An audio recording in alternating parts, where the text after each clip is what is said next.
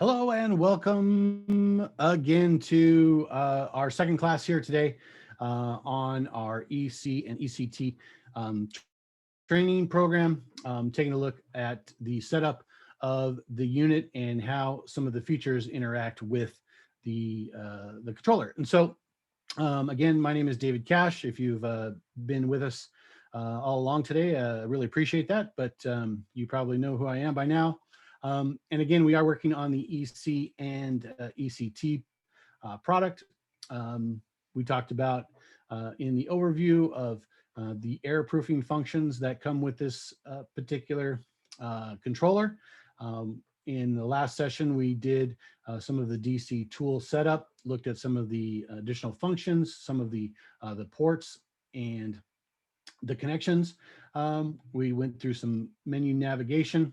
And so in this section, we're going to talk a little bit more about the fastening workflow and some of the options and configurations that you can use for that. And so what that is going to entail is some of the programming presets that we went over at the end of the last session. We'll touch on some of the parameters, some of the advanced functions, fastening strategies that we have. We'll also take a look at the barcode scanner and how we can incorporate that into selecting presets that we might be using. So let's go ahead and we'll jump back over to the controller. We were back here in our parameter menu from our main screen. And we looked at our fastening tab. And we have our two strategies that we can use, either torque control with angle monitoring or angle control with torque monitoring. So how these basically work, we just simply select which strategy we want to use, and we can go ahead and set our values. So in this case, on preset 1, I've got it set to 9 inch-pounds. And so on and so forth. If we go and look at preset 2, we have it set to 12 inch-pounds. We do also have some angle requirements in there as well. So we'll come back to that in just a second, but I wanted to come down and touch on some of these other functions within the menu structure. We have screw count. This can be used as a global setting for a counting feature. We also have the ability to incorporate input and output signals with that to a PLC. So if there's a midpoint value that is needed, we can do that through this global screw count function. We also have it in another function that I'll talk about here in just a second. But then we have our inputs and our outputs. So we have 8 inputs and 8 outputs that we can use. And again, these are assignable. So on our output menu here, we see fastening OK is on our second output. And we have our list of different outputs that we can use based off of the pin configuration that we have set for our wiring diagrams. So that's our inputs and outputs that we have here. Next, we have our controller functions. And this primarily tells the system how it's going to function within its certain parameters.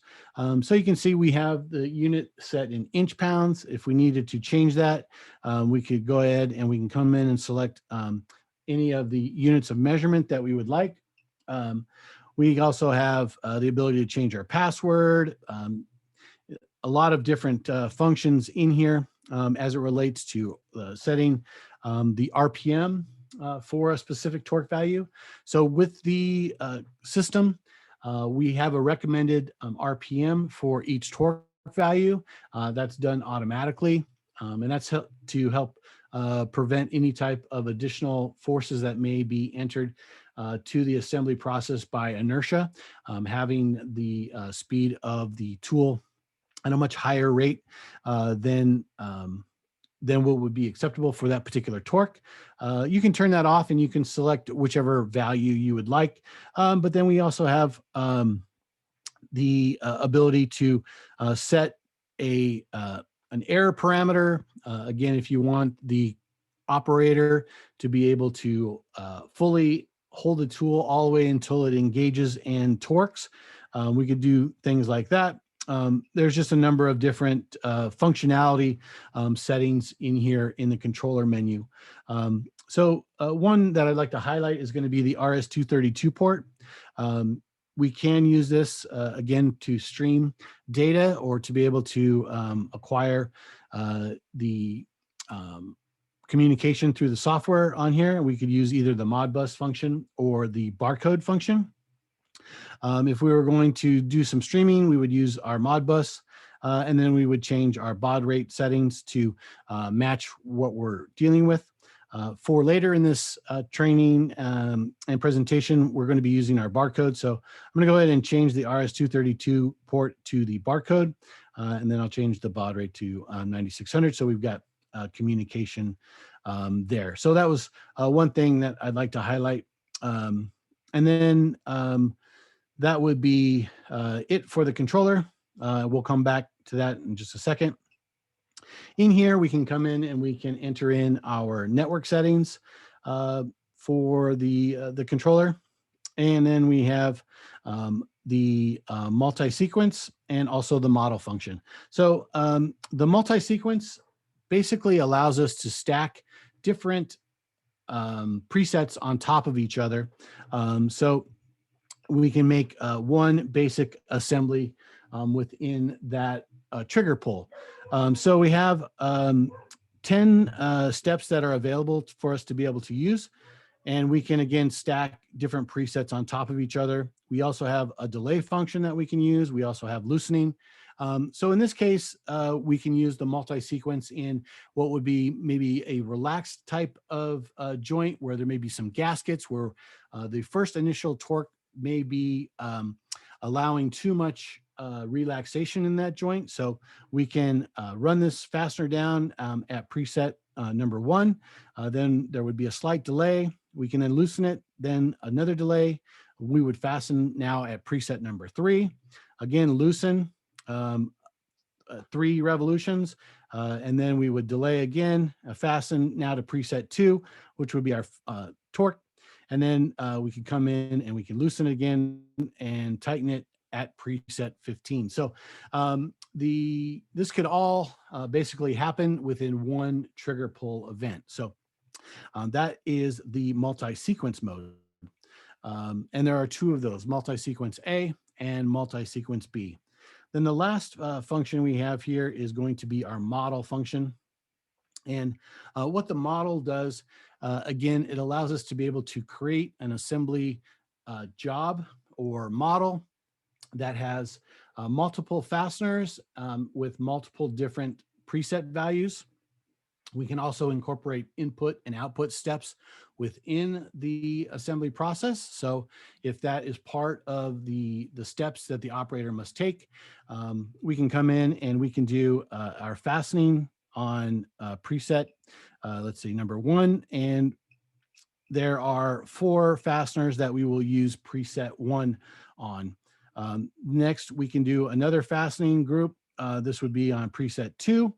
And that's going to be for 2 fasteners that we have within this assembly process. And then at that point, we need to send an output signal to a PLC or some other device within the process. And then after that happens, we can do another fastening step.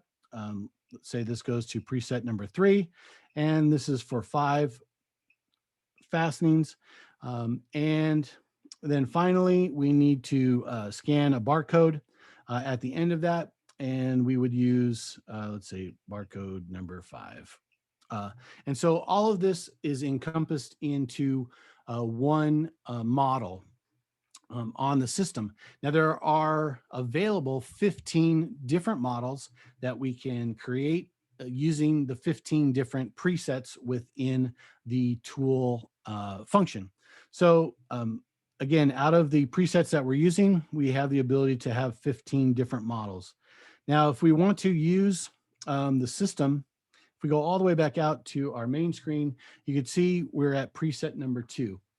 Now, currently the operation mode here is showing us that we're using our preset mode.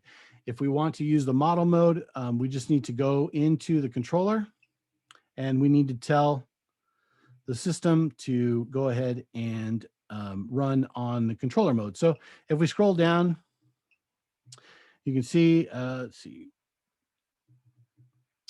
right.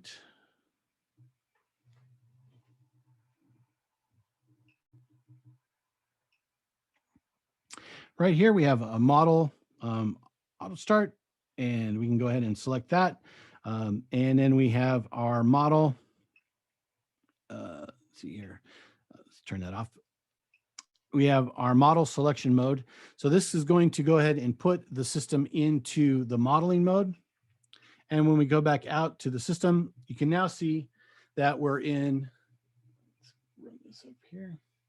We're using model number 1, and this is using preset number 1, and that is step number 1 within that particular model. And so if I run the tool, we would simply index through. Let's make one adjustment here so we can show you what that would look like. We'll just take this here. And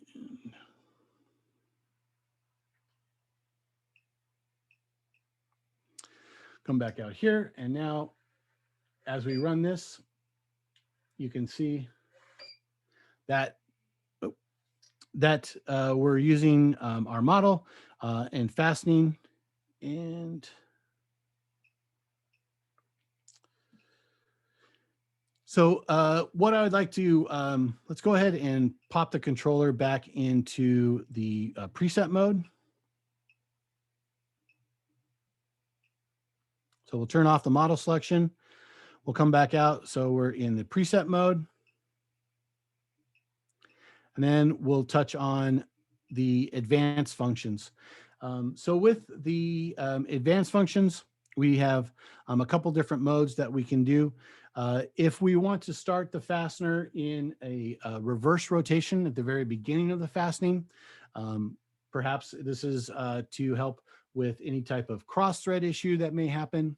If we can start the fastener in the reverse position at a slow RPM, for a determined amount of turn, we can feel that fastener go ahead and drop into the thread engagement process.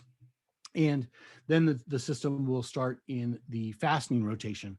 So we can do that here within our advanced functions.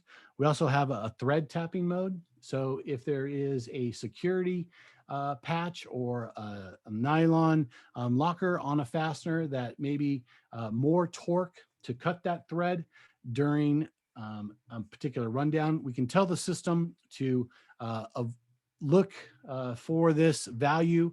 And then once the torque has been cut, it will then go ahead and look for the preset torque, which is going to be much lower than the thread cutting torque here. So that would be the thread tapping feature that we have available. We also have engaging torque detection. And then we also have torque, angle after torque up. So if you had a setting that required you to take the fastener to a certain torque value and then turn that fastener a certain number of degrees, say, you took it to 10 inch-pounds and you need to turn it 30 degrees, we can do that within our advanced function. And there are some useful ways that we can be very creative with using this type of advanced function for a lot of different and special applications. So that would be our advanced function. So now I want to go ahead and touch on the barcode and how we can use that within the system. So if you see down here, we have, on our monitoring tab, our settings tab, here we are, the barcode menu. We can go ahead and select that. And then on here is where we can go ahead and we can generate a barcode for a specific preset. So let me go ahead and just zoom out here a little bit. so we can see that. So as we present a barcode to the system, we can tell the system which preset or model that barcode is going to be used for. We have the barcode as its numerical or alphanumeric value up at the top. We can also tell the system to start reading and stop reading at certain points within the barcode. So if there are unique identifiers in a specific barcode that we want to exclude, we can do that by the reading function.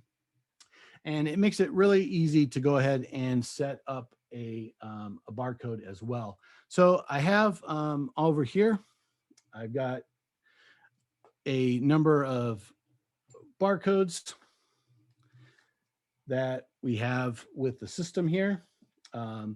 And if I want to go ahead and set preset number 1 in the barcode menu here, all I have to do is basically, we have 30 barcodes available to us. I'm going to scroll to barcode 6. This is just the number within the system, and we're going to use that for preset number 1.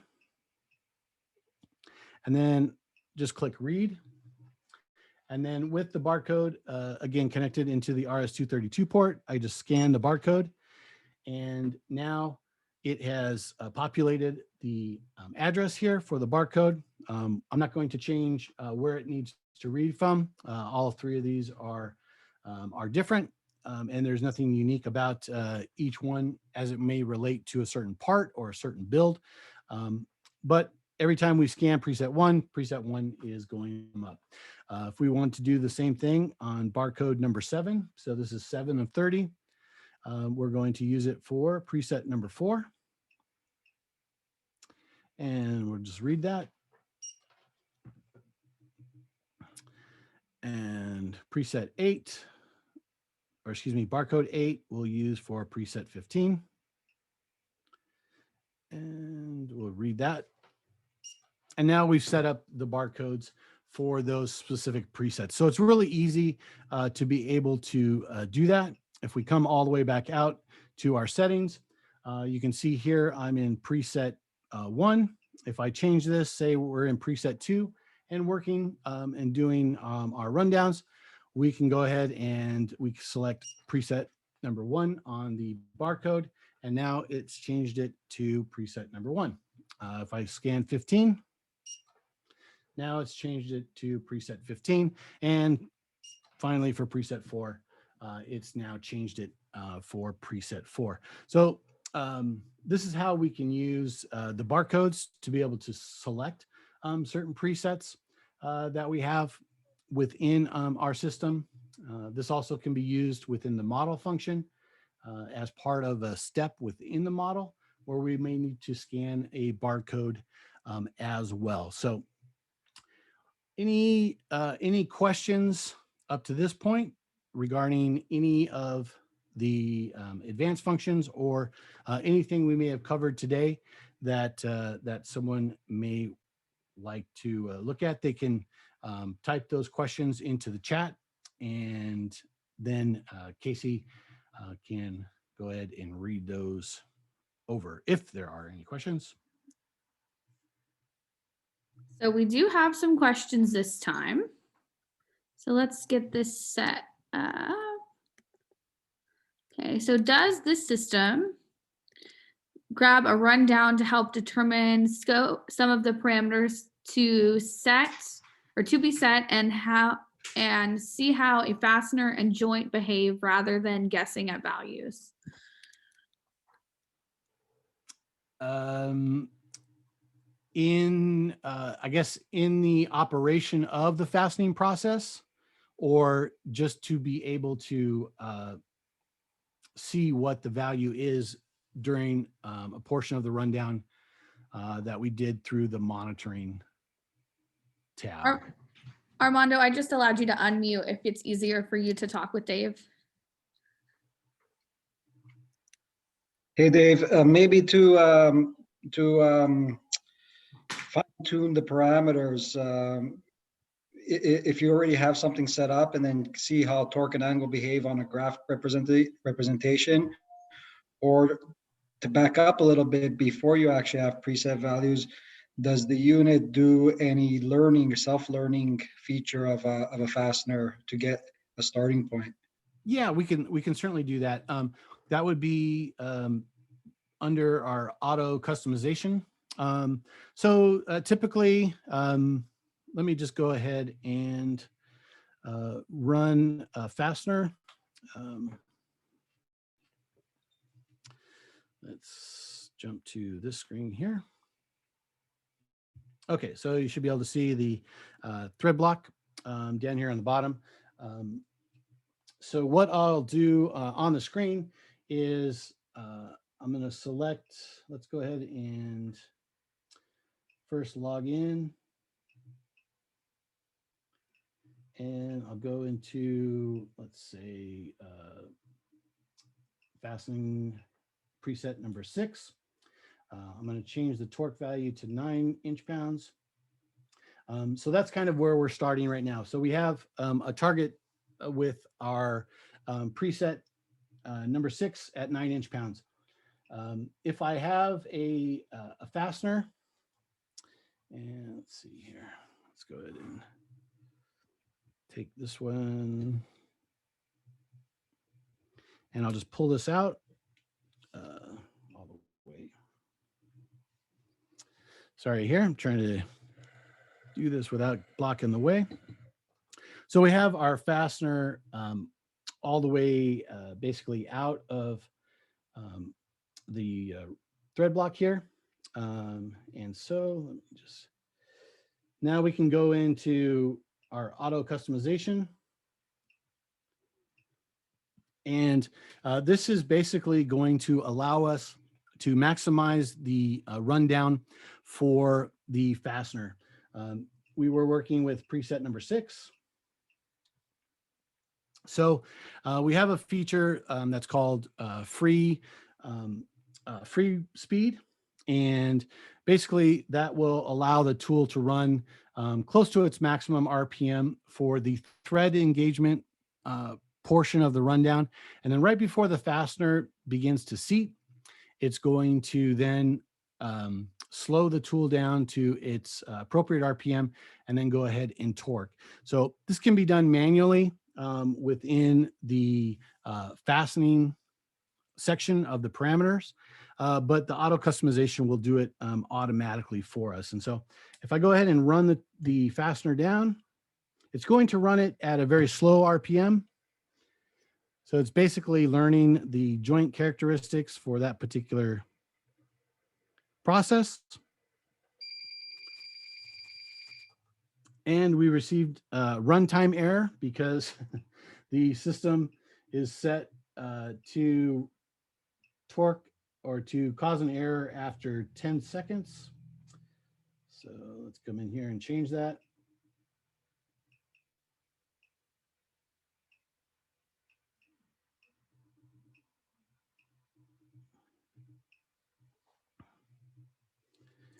And one more time.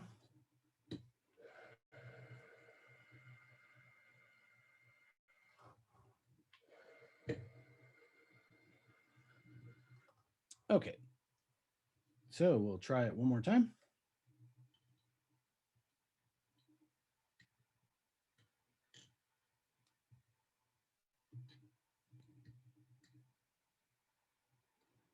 Okay.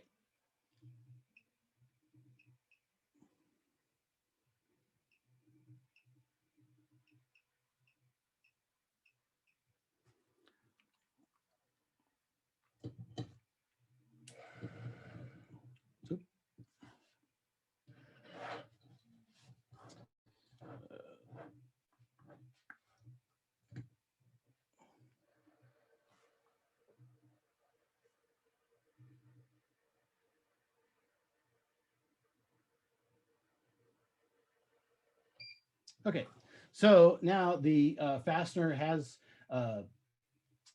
been basically logged. So let me go ahead and pull another one up here.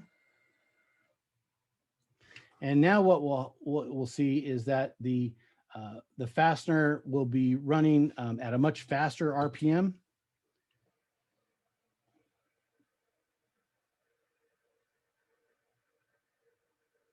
Oh, sorry, I failed to add one component to go ahead and start the calculation. So my apologies there.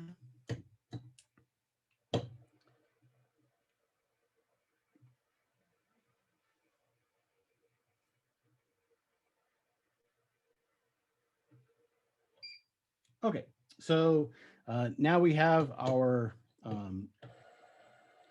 learning of that particular screw. And what we're seeing here is we had a total angle of close to 6650 as far as the total degrees of angle. We ran our RPM at 100. We're now going to run at 654 RPMs for 5,300 degrees of rotation. And then it will go ahead and do the torquing.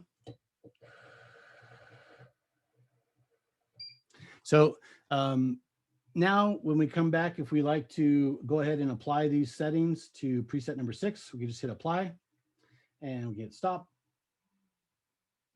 And then we go back out. Oh, that's right.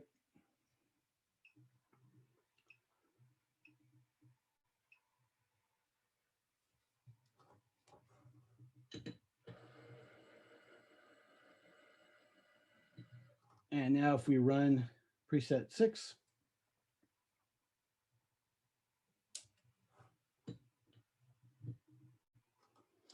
that will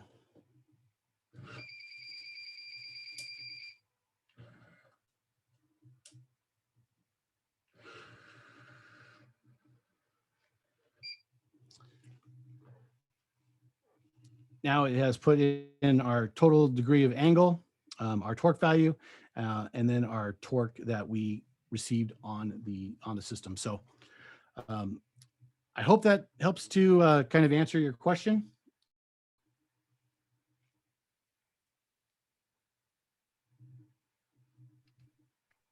Yes, thank you.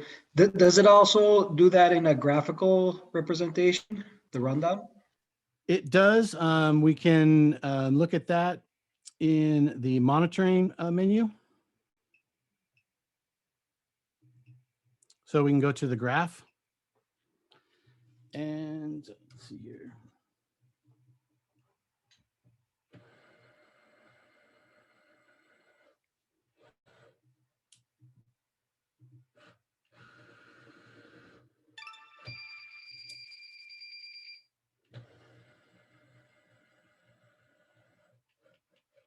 So again, we have to start it. We can select which values we want to take a look at. So we have torque, we have angle, we have speed. If we want to look at basically torque and angle, we can do that. We're on still using preset 6. So go ahead and run that down. And again.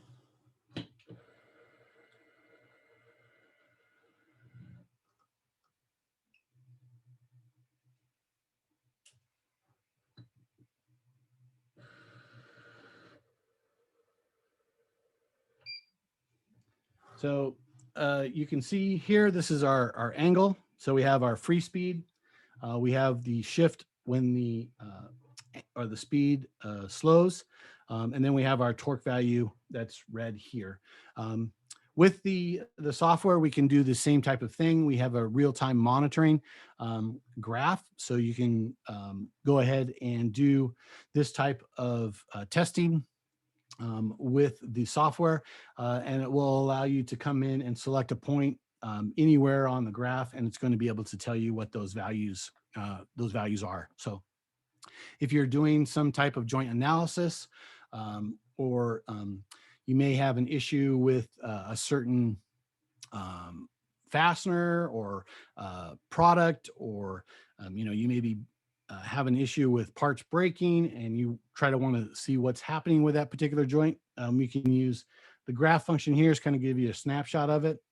If we use it in conjunction with the software, it's going to allow you to have a much more granular look at the data. Okay, great. Thank you. So we have one more question. This is from Ken. Can you have a barcode set up more than one preset at a time? For example, I need 4 specific torques. Is it possible to do a single barcode scan to populate all 4 presets, or would this require individual scans like you're demonstrating? So that can be possible with the use of the model function. So if you're going to use those 4 different torque values within a certain assembly process, we can set the barcode to basically pull up that specific model. And then the system will run through however many torque values you have for preset 1, how many ever torque values you have for preset 2. So just to make it easy, if we had 5 fasteners for each of the 4 torque values, we would come in and we can set up a model. Let's go to model 2.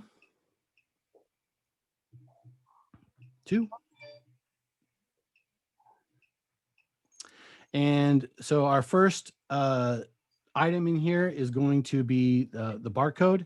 We're going to scan barcode number 7. And then we can come in and do our fastening for preset number 1 for a total of 5 fasteners. Then the system will automatically change to another fastening at the different preset number 2, 4, 5.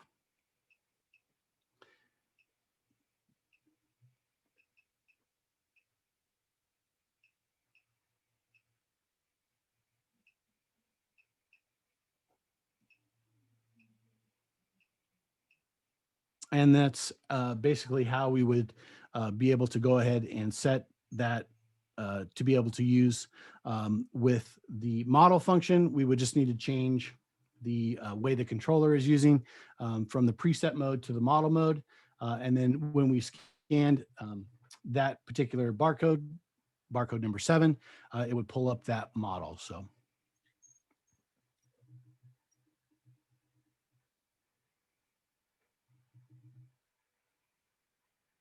So I hope that that answered your question. Yep, he says thank you. So it looks like those are the only 2 questions that we have in our chat now. So Dave, we are good to go. All right. Well, tomorrow we're going to be talking about the cordless transducerized system. We'll be at the same times, 12:30 Eastern time and 1:30 Eastern time for those 2 looks at that product. So it's a really exciting and just a really innovative product. And we hope to see you tomorrow.